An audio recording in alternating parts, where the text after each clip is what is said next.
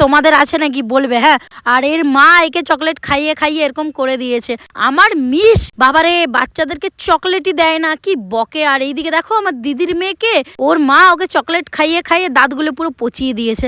যাই হোক 6 বছর বয়স হলে দাঁতগুলো সব ভেঙে যাবে।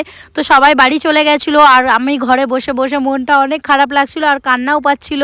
তারপরে ভাবলাম না, মন খারাপ করলে শরীরও খারাপ হয়ে যাবে, তাই কান্নাকাটি করে মন টন খারাপ করে কোনো লাভ নেই। ঘরেই বসেছিলাম আর এই সিম্মি আমার বাড়িতে চলে এসছে, বলছে চলো ঘুরতে যাবে। জানো আমি ফোনটা আজকে সুইচ অফ করে রেখে দিয়েছি, কিন্তু ওই যে আমার বাড়ি জানে আমার বাড়িতে চলে এসছে। আমার বাড়িতে এসে আমাকে তুলে নিয়ে চলে এলো ঘুরতে।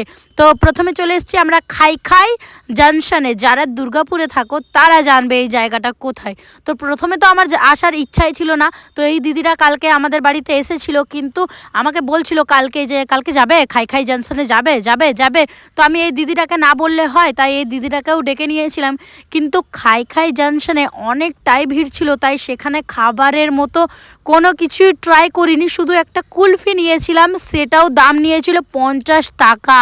বাবারে, এর চেয়ে ভালো তো আমার ঘরের আশেপাশেই লোকগুলো বিক্রি করতে আসে, এত টাকা দাম নেয় না। 20 টাকা 10 টাকা 30 টাকার মধ্যেই এই খাবারগুলো পাওয়া যায়, ঠিক আছে। আর এখানে গিয়ে তো অনেকটাই দাম বলছিল, যেমন কি 20 টাকার জিনিস 50 টাকা দাম নিয়েছে, মানে প্রত্যেকটা খাবারের 30 টাকা 40 টাকা করে দাম বাড়িয়ে রেখে দিয়েছে। তাই ভাবলাম না, ওখানে খাওয়া যাবে না। তাই এখন আমরা অন্য জায়গায় চলে যাচ্ছিলাম। অন্য জায়গায় বলতে সব থেকে ফেমাস দুর্গাপুরের মধ্যেই হোস্টেল এভিনিউ, যেখানে অল টোটাল ফাস্ট ফুডের খাবার পাওয়া যায়।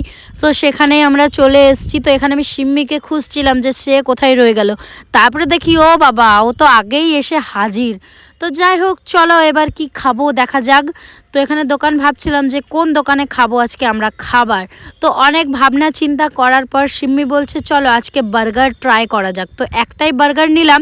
তো ভাবছিলাম কেমন কি হবে না হবে, তাই একটাই নিয়েছিলাম।